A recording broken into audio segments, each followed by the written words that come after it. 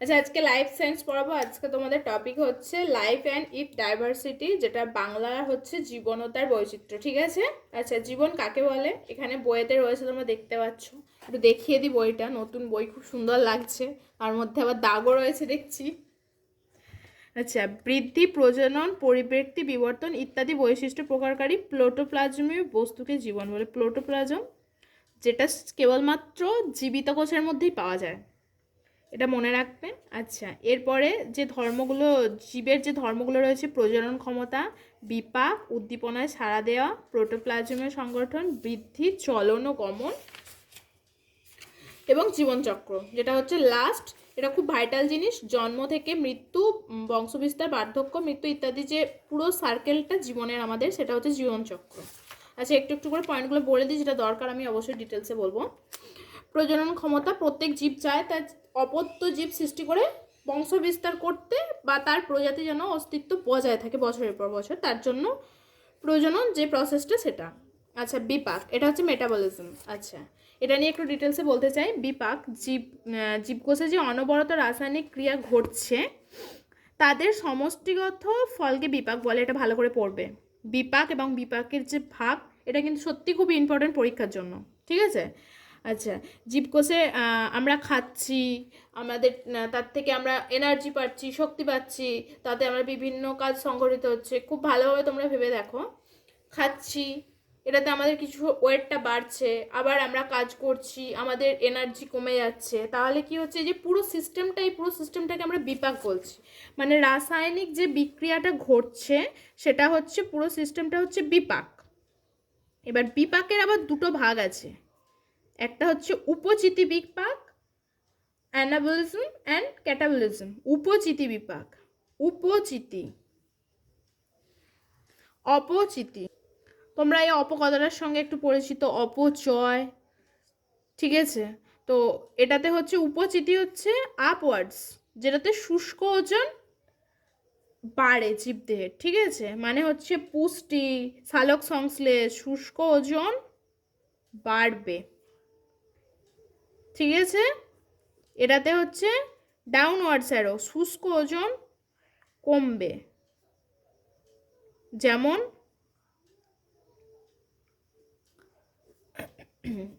রেচন, শ্বসন, এগুলোর ফলে কি হচ্ছে, যে সঞ্চিত যে শক্তি সেটার ক্ষয় হচ্ছে, আমাদের শুষ্ক ওজন কমে যাচ্ছে। আমরা কাজ করলে শক্তি ক্ষয় হয়, তার জন্য আমাদের আবার খাদ্য গ্রহণের প্রয়োজন আছে, সেটাই হচ্ছে অপচিতি বিপাক। আচ্ছা, এরপরে আসি, বইটা আবার দেখাচ্ছি।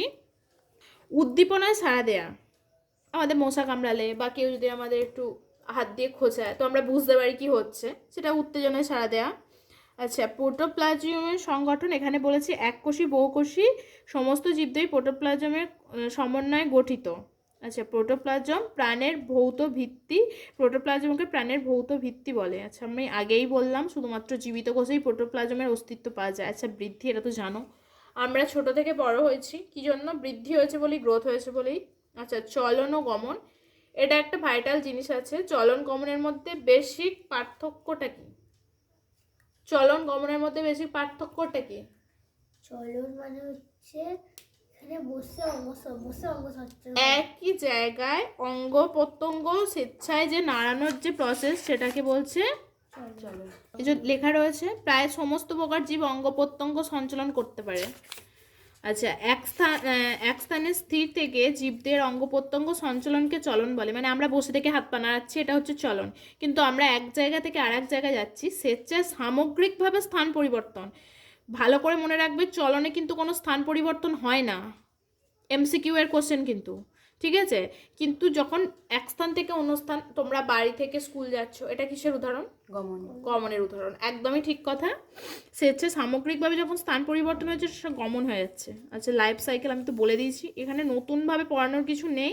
জীবজড়ের পার্থক্যটা ভীষণই একটা কমন জিনিস, যেটা মানে ছোট থেকে মনে হয় যেখান থেকে বিজ্ঞান শুরু হয়েছে, 2-3 থেকে দিয়ে আসছে, আর কিছু বলার নেই। জীবনচক্র আছে, নেই। বংশবিস্তার করতে পারে, করে না, আমি তলা থেকেই বলছি। আচ্ছা, চলন গমন পরিলক্ষিত হয়, হয় না।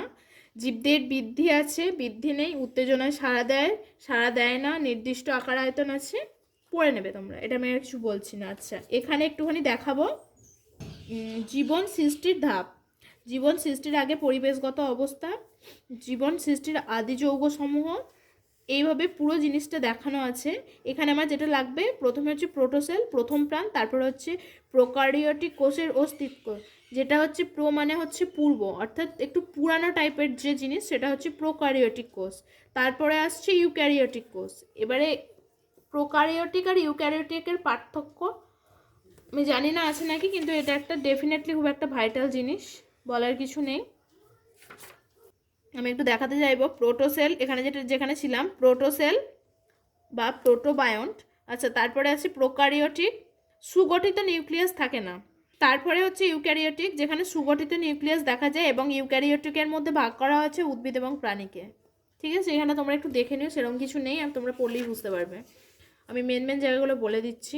এখানেও ওইগুলো সব বলেছে। এখানে যে জীব বৈচিত্র্য, এটা একটু ইম্পর্টেন্ট জিনিস, একটু জেনে নেবে। বায়োডাইভার্সিটি, যেটা বিভিন্ন প্রকার বাস্তুতন্ত্রে অথবা পরিবেশে কিংবা বাসস্থলে জীবের মধ্যে যে বিভিন্নতা দেখা যায় তাকে এক কথায় জীব বৈচিত্র্য বা বায়োডাইভার্সিটি বলে।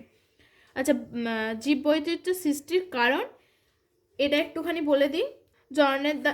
জননের দ্বারা প্রকরণ সৃষ্টি, পরিপ্রেক্ষি, ভেদ বা প্রকরণ, অভিযোজন, বিচ্ছিন্নতা, প্রাকৃতিক নির্বাচন। ঠিক আছে, এই কারণে বায়োডাইভার্সিটির সৃষ্টি হয়।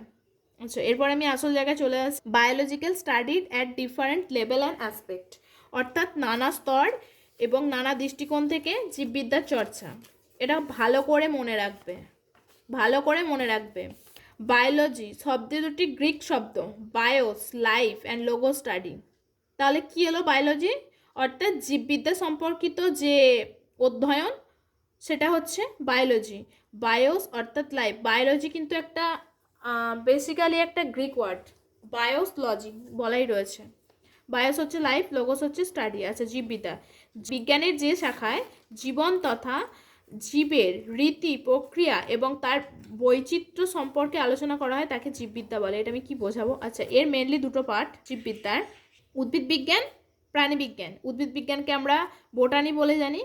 যে বিজ্ঞানে উদ্ভিদ সম্পর্কিত আলোচনা করা হয় সেটা হচ্ছে উদ্ভিদ বিজ্ঞান, এবং জুলজি প্রাণী বিজ্ঞান। যে বিজ্ঞানে প্রাণী সম্পর্কে আলোচনা করা হয় তাদেরকে প্রাণী বিজ্ঞান বলে। আচ্ছা, এছাড়াও আরও রয়েছে উদ্ভিদ বিজ্ঞান, প্রাণী বিজ্ঞান, ঠিক আছে। এছাড়াও অন্যান্য আরও যেগুলো রয়েছে, জীব রসায়ন বিজ্ঞান, আণবিক জীববিদ্যা, অনাক্রমবিদ্যা, বংশগতিবিদ্যা, কলাবিদ্যা, শরীরবিদ্যা, শরীরস্থান, বাস্তুবিদ্যা, আচরণবিদ্যা, অভিব্যক্তি, এই সব অন্যান্যর মধ্যে পড়ছে। আচ্ছা, তার আগে জীববিদ্যা biology, pure biology, applied biology এবং জীববিদ্যার সাথে অন্য জিনিস। ঠিক আছে, এটা হচ্ছে পিওর বায়োলজির মধ্যে চলছে। উদ্ভিদ বিজ্ঞান, প্রাণীবিদ্যা। আচ্ছা, ফলিত বা অ্যাপ্লাইড বায়োলজির মধ্যে হচ্ছে ফলিত উদ্ভিদবিদ্যা, কৃষিবিদ্যা, বনপালন, ফার্মাকোলজি।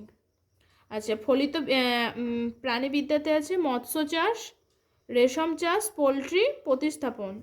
আচ্ছা, জীববিদ্যার সাথে অন্যান্য শাখায় আছে জীব পদার্থবিদ্যা, জীব রসায়নবিদ্যা, জীব পরিসংখ্যাবিদ্যা এবং বায়োনিক্স। এটা তোমরা একটু জাস্ট জেনে রাখবে।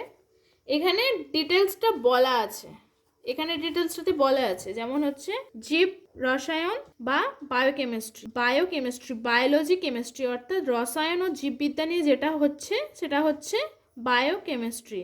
আচ্ছা, এরপরে হচ্ছে আণবিক জীববিদ্যা, যেমন ডিএনএ, আরএনএ, প্রোটিন জাতীয় ইত্যাদি যে জিনিসগুলো নিয়ে আছে। আচ্ছা, এর মধ্যে এগুলো একটু দেখবে। জেনেটিক্স, এটা একটু ইম্পর্টেন্ট আমার মনে হয়েছে। এগুলো ইম্পর্টেন্ট কিছু না, জাস্ট নিজের জানার জন্য এগুলো তোমরা করতে পারো, জেনে রাখা দরকার সব কিছুই জীবনে। আচ্ছা, এখানেও সেই একই ভাগ, বায়োফিজিক্স, বায়োকেমিস্ট্রি, বায়োমেট্রি কথাটার সঙ্গে সবাই পরিচিত আশা করি এখন। বায়োনিক্স, প্লেন্টিওলজি, অ্যান্থ্রোলজি, বায়োজিওগ্রাফি, বায়োটেকনোলজি, বায়োলজি, জীব ইলেকট্রনিক্স বিদ্যা, জীব পদার্থবিদ্যা, জীব রসায়নবিদ্যা, জীব পরিসংখ্যানবিদ্যা, জীব প্রযুক্তিবিদ্যা, জীব ভৌগোলিক বিদ্যা, নৃবিদ্যা, প্রত্নজীববিদ্যা। অ্যাপ্লাইড অফ মডার্ন বায়োলজি, আমরা যে বায়োলজি পড়বো, কেন পড়বো? আধুনিক জীববিদ্যার প্রয়োগ, অ্যাপ্লিকেশন অফ মডার্ন বায়োলজি। কেন আমরা বায়োলজি পড়বো? এর মধ্যে আমাদের চাষবাস সমস্ত কিছুই রয়েছে, আমরা দেখলাম। তো কৃষিকার্যে কি হচ্ছে? উচ্চ ফলনশীল যে বীজ, যেমন হচ্ছে ধান, গম, ভুট্টা, পাট, এদের যে বীজ, এই নামগুলো রাখবে। IR8, IR20, পুষা, জয়া, জগন্নাথ, এগুলো হচ্ছে ধানের নাম। বলবে পুষা, এটা কি উচ্চ ফলনশীল বীজ? ধান, গম, ভুট্টা। তখন বলতে হবে, এই জন্যই নামগুলো জানতে হবে, এই জন্যই নামগুলো জানতে হবে। IR8, IR20 পূষা, জয়া, জগন্নাথ। আচ্ছা, গমের সোনালিকা, কল্যাণ সোনা, জনক। আচ্ছা, ভুট্টার মধ্যে হচ্ছে বিক্রম, জহর, সোনা। এগুলো এই জন্য জানা দরকার। আচ্ছা, এরপরে হচ্ছে বীজবিহীন ফল উৎপাদনে বিজ্ঞানের একটা বিশাল একটা অবদান রয়েছে। আচ্ছা, এগ্রিকালচারাল জুলজি, কৃষি প্রাণীবিদ্যা, পোলট্রিতে উন্নত সংকরায়ন হাঁস মুরগি, যেমন হচ্ছে খাকি বা ক্যাম্বেল হাঁস, সাদা লেগ হর্ন মুরগি, প্রচুর পরিমাণে ডিম মাংস উৎপাদনে এগুলো আমরা বিজ্ঞানের সাহায্য পেয়েছি, অথবা মাছ চাষেতে, ঠিক আছে, এইগুলোই এখানে আসে। বা অধিক দুগ্ধ প্রদানকারী গাভীর নাম, মুলতানি, ভাগলপুরি, সাহিওয়াল ইত্যাদি, এগুলোর নামগুলো আসবে। আচ্ছা, চিকিৎসা বিজ্ঞানের ক্ষেত্রেও তো আছেই, সৃষ্টি করা হয়েছে, যেমন হচ্ছে অ্যান্টিবায়োটিক, পেনিসিলিয়াম, স্ট্রেপ্টোমাইটিন, ক্লোরোমাইসিন, অ্যারিথ্রোমাইসিন, অ্যাজিথ্রোমাইসিন, এইগুলো। আচ্ছা, পাগলা কুকুরে কামড়ালে পাগলা কুকুরের জলাতঙ্ক রোধের প্রতিষেধক, হাইড্রোফোমিয়াম, সাপের বিষে ভেনম সিরাম ইত্যাদি, এগুলো। এটা খুবই ইম্পর্ট্যান্ট, এটা সবাই আন্ডারলাইন করো। এককোষী শৈবাল, এখানে যেটা মহাকাশ গবেষণায় যে জীবন বিজ্ঞানের জ্ঞান থেকে মহাকাশচারীরা মহাকাশযানে এককোষী শৈবাল ক্লোরেল্লা রাখেন। এই শৈবাল সালোক সংশ্লেষ চালানোর সময় মহাকাশযান থেকে কার্বন ডাইঅক্সাইড শোষণ করে অধিক অক্সিজেন পরিত্যাগ করেন, ফলে মহাকাশযানে অক্সিজেনের সরবরাহ। আমরা যে মহাকাশযান যে পাঠাই, যেখানেই পাঠাই, সেখানে তো অক্সিজেন দরকার, তো কত অক্সিজেন আর মহাকাশচারীরা বয়ে নিয়ে যাবে? আমরা শ্বাস প্রশ্বাস ত্যাগ করছি, যে কোনো মানুষকেই জেনারেলি এখন পাঠানো হয়, তো কার্বন ডাইঅক্সাইড ত্যাগ করছে। এবার স্ক্লেরেলা যে শৈবাল, এটা রাখা হয়, এটা সালোক সংশ্লেষ করে। তো সালোক সংশ্লেষের সময় এই শৈবাল, এটা এক প্রকার শৈবাল, এককোষী শৈবাল কার্বন ডাইঅক্সাইডটা নিচ্ছে, আমাদেরকে অক্সিজেন দিচ্ছে, এবার আমাদের অক্সিজেনের চিন্তা করা হয় না, এই জন্য এটা ইম্পর্টেন্ট। আচ্ছা, এবারে হচ্ছে জীবনের নানা বৈচিত্র্যের শ্রেণীবিন্যাস, taxonomy, classification of diversity of life taxonomy. Taxonomy শব্দটা প্রথম কে ব্যবহার করেন?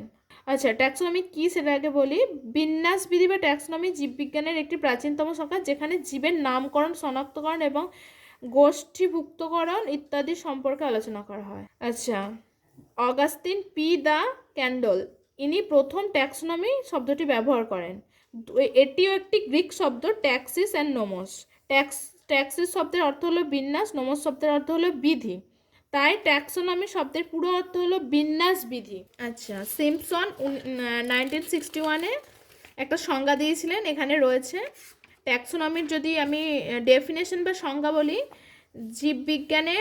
জীববিজ্ঞানের যে শাখায় জীবের নামকরণ, শনাক্তকরণ, শ্রেণীবিন্যাস পদ্ধতি আলোচনা করা হয়, তাকে বিন্যাসবিধি বা ট্যাক্সোনমি বলে। আচ্ছা, এখানে যেগুলো রয়েছে এগুলো একটু তোমরা পড়তে পারো, কার কি লেখা গ্রন্থগুলো, যেমন ছান্দোগ্য উপনিষদ, বৈদিক সাহিত্যে এখানে বলা হয়েছে আমাদের প্রাচীন যুগ সম্পর্কে, আমাদের প্রাচীন যুগেও যে এগুলোর চল ছিল, তারপরে আস্তে আস্তে আমাদের বিজ্ঞান আরও উন্নত হয়েছে, সেটাই এখানে আলোকপাত করতে চেয়েছে। যেমন সুশ্রুত সংহিতা, ঠিক আছে, এখানে উদ্ভিদ নিয়ে বিভিন্ন রকম যে ওষুধ তৈরি করা হয়, বা এখানে সম্ভবত সেটাই লেখা হয়েছে।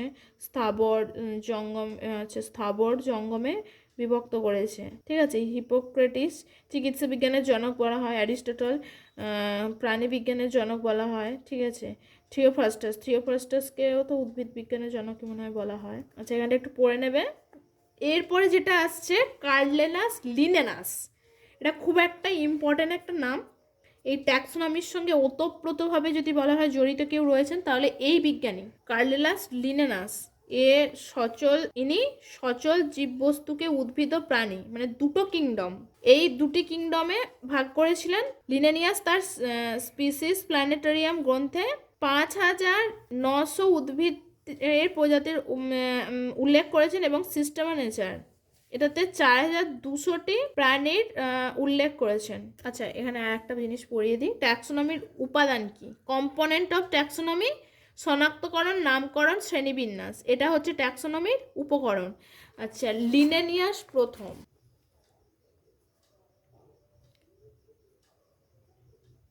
উনি প্রথম কিংডম আইডিয়াটা দেন। তার মধ্যে দুটো আইডিয়া দেন, একটা হচ্ছে অ্যানিম্যাল কিংডম, এটা হচ্ছে animal kingdom and plant kingdom. বুঝতে পারছো তোমরা? আচ্ছা, এখানে দেখি শনাক্তকরণ, নামকরণ, শ্রেণীবিন্যাস, এই তিনটে হচ্ছে ট্যাক্সনমির উপাদান।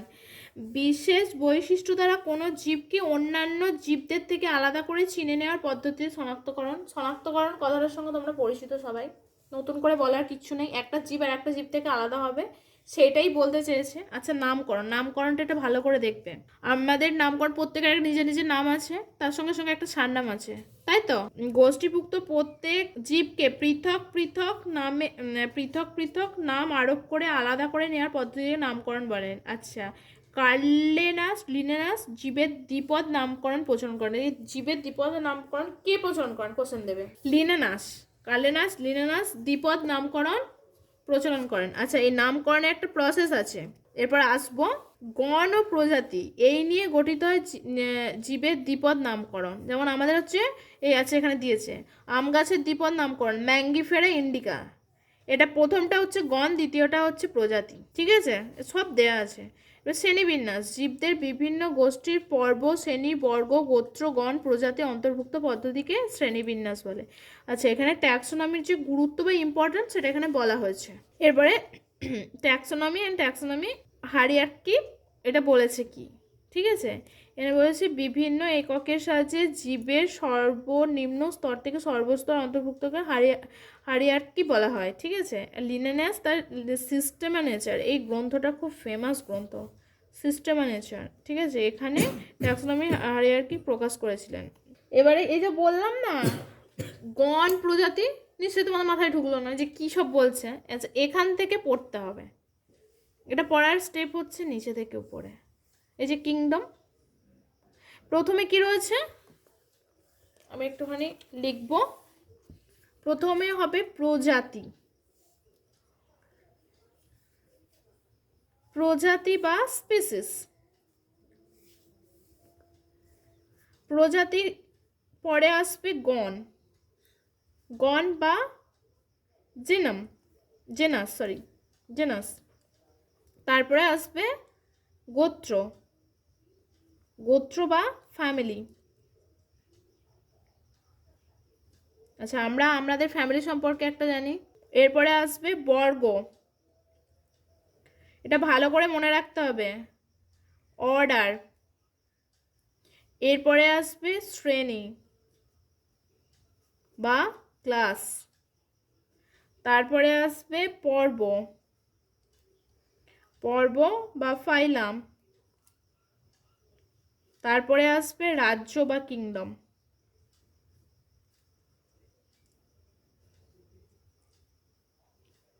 Species, genus, family, order, class, phylum, kingdom. প্রজাতি, গণ, গোত্র, বর্গ, শ্রেণী, পর্ব, রাজ্য। বিজ্ঞানী লিনেনিয়াস এই পদ্ধতির প্রবর্তন করেন বলে একে লিনেনিয়াস হায়ারার্কি বলা হয়। আচ্ছা, এটাতে 7টা ধাপ আছে, গুনবে 1 2 3 4 5 6 7, 7টা ধাপ আছে। 7টা ধাপ খুব ভালোভাবে মনে রাখতে হবে। যে আমি এতক্ষণ বললাম, আশা করছি ওগুলো সব মাথার উপর দিয়ে গেছে। আমি দেখাবো প্রজাতি কি। অন্যান্য জীব থেকে জননগতভাবে বিচ্ছিন্নপ্রাপ্ত এবং জিন তত্ত্বগতভাবে স্বতন্ত্র এমন কতগুলি জীবের সমাহারকে প্রজাতি বলে। প্রত্যেকটা প্রজাতি আলাদা আলাদা, ইন্ডিভিজুয়াল। মানে আমরা প্রত্যেকে যেমন মানুষের মধ্যে আমরা প্রত্যেকে আলাদা আলাদা ইউনিক, কারোর সঙ্গে কারো, তোমার সঙ্গে আমার মিল নেই, তো সেরকম আমাদের অন্য অন্য প্রজাতি থেকে আমরা আলাদা আছি, মানুষ আছি, যেমন গরু ছাগল প্রত্যেকটা আলাদা আলাদা একটা প্রজাতি, সেরকম। এরপরে হচ্ছে কি, আচ্ছা গণ, পরস্পর সাদৃশ্যযুক্ত কয়েকটি প্রজাতি নিয়ে গঠিত গোষ্ঠীকে বলে গণ। একই রকম সাদৃশ্যযুক্ত প্রজাতি, এই যে প্রজাতি হলো প্রজাতিকে নিয়ে গঠিত হচ্ছে গণ। আবার গোত্র, গোত্র হচ্ছে পরস্পর সাদৃশ্যযুক্ত কয়েকটি গণকে নিয়ে গঠিত গোষ্ঠীকে গোত্র বলে। গোত্র হলো পরস্পর সাদৃশ্যযুক্ত কয়েকটি গোত্র নিয়ে গঠিত হচ্ছে বর্গ। একইভাবে পরস্পর সাদৃশ্যযুক্ত কয়েকটি বর্গ নিয়ে গঠিত হচ্ছে শ্রেণী, এবং শ্রেণী নিয়ে গঠিত হচ্ছে পর্ব, এবং সবশেষে একাধিক বিভাগের বা পর্বের সমন্বয়ে গঠিত হয় রাজ্য। ঠিক আছে, এবারে মানুষেরটা বলি। শ্রেণীগত অবস্থান বা হায়ারার্কি। ঠিক আছে, এই যে প্রজাতি, আমাদের বিজ্ঞানসম্মত নাম কি? হোমোসোপিয়েন্স, হোমো গণ, প্রজাতি হচ্ছে সেপিয়েন্স, ঠিক আছে। গোত্র হচ্ছে হোমিনিডি, আচ্ছা বর্গ হচ্ছে প্রাইমেটস, শ্রেণী হচ্ছে স্তন্যপায়ী বা ম্যামেলিয়া, বিভাগ হচ্ছে কর্ডাটা, আচ্ছা রাজ্য হচ্ছে প্রাণীরাজ্য বা অ্যানিমিলা, ঠিক আছে। এইগুলো যেগুলো বললাম, এই যে প্রজাতি, গণ, গোত্র, বর্গ, শ্রেণী, পর্ব, রাজ্য, এই যে প্রজাতি সেপিয়েন্স, মানুষের বিজ্ঞানসম্মত নাম হোমোসোপিয়েন্স, এই যে দ্বিপদ নামকরণের দুটি পদ নিয়ে যে নামকরণ হয় তাকে দ্বিপদ নামকরণ বা বাইনোমিয়াল নমেনক্লেচার, এটাকে বলে বাইনোমিয়াল। বাই মানে হচ্ছে দুই, নমেনক্লেচার দুটি পদের একটি হলো গণ অর্থাৎ জেনাস, অপরটি হলো প্রজাতি বা স্পিসিস, অপরটি হলো প্রজাতি বা স্পিসিস, একটি হলো গণ। গণটা প্রথমে বসে, তারপরে প্রজাতি বসে। গণ গণ হচ্ছে হোমো, প্রজাতি হচ্ছে সেপিয়েন্স, সেই নিয়ে হচ্ছে হোমোসোপিয়েন্স। গোত্র হচ্ছে হোমিনিডি, বর্গ হচ্ছে প্রাইমেটস, শ্রেণী হচ্ছে স্তন্যপায়ী, ঠিক আছে। এখানে উদাহরণস্বরূপ দিয়েছে মটর গাছের দ্বিপদ নামকরণ, এটা হচ্ছে গণ, এটা হচ্ছে প্রজাতি। পাইজম স্যাটিভাম, এটা হচ্ছে বিজ্ঞানসম্মত নাম, বা আমরা একটা বিজ্ঞানসম্মত নাম হিসেবেই পড়েছি, আমার বারবার ওটা বেরিয়েছে। দ্বিপদ নামকরণ এখন বাইনোমিয়াল নমিনক্লেচার, ঠিক আছে। বিজ্ঞানী কার্লেনাস লিনেনাস সর্বপ্রথম জীবের দ্বিপদ নামকরণ প্রবর্তন করেন। আজ তোমাদের এই অবধি পড়াবো।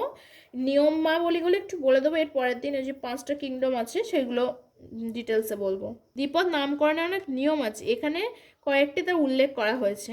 যেমন বলছে কোনো গোত্রের অন্তর্ভুক্ত একাধিক গণ বা একই গণের অন্তর্ভুক্ত একাধিক প্রজাতির নাম ভিন্ন থাকে, কেবলমাত্র ল্যাটিন ভাষায় নামকরণ করতে হবে, অন্য ভাষায় নামকরণ সিদ্ধ হবে না। তার মানে এই বাইনোমিয়াল নমেনক্লেচার প্রত্যেকটা হচ্ছে ল্যাটিন, ল্যাটিন ছাড়া হবে না, মানে শুদ্ধ হবে না, বলেই দিই, সিদ্ধ হবে না, সরি শুদ্ধ নয়, সিদ্ধ হবে না। 2 নম্বর হচ্ছে কোনো একটি প্রজাতির নাম দ্বিপদযুক্ত হবে এবং উপপ্রজাতির নাম ত্রিপদযুক্ত হবে, ঠিক আছে। আচ্ছা গণের নামের প্রথম অক্ষর বড় হরফে এবং প্রজাতির নামের ছোট হরফে লিখতে হবে, যেমন প্যান্থেরা লিও লিনেনাস। আর নামের শেষে বিজ্ঞানীর নাম যোগ করতে হবে, এটা মিস্টেক করে গেছি। প্যান্থেরা লিও লিনেনাস, লিনেনাস হচ্ছে ইনি বিজ্ঞানী, ইনি আবিষ্কার হচ্ছে লিনেনাস বিজ্ঞানী। আর প্যান্থেরা লিও এটা হচ্ছে গণ, প্রথম হচ্ছে গণের প্রথম অক্ষর বড় হয়েছে এবং প্রজাতির নামের ছোট হরফে লিখতে হবে, যে লিওটা ছোট লেখা হয়েছে। আচ্ছা বিজ্ঞানসম্মত নাম সবসময় বাঁকা হরফে অর্থাৎ ইতালিক অক্ষরে ছাপা হবে লেখার সময়, যেমন হচ্ছে প্যান্থেরা টাইগ্রিস। যদি কোনো উদ্ভিদের একাধিক নাম থেকে থাকে বা একাধিক উদ্ভিদের নাম একই হয়ে থাকে তবে সর্বপ্রথম দেওয়া নামটাই সিদ্ধ হবে, এটা অগ্রাধিকার আইন, এটা রুলস অনুযায়ী, ঠিক আছে। আজকে তাহলে এ পর্যন্তই রইল, ভালো থাকো, পরের ভিডিওতে আবার দেখা হবে তোমাদের সঙ্গে।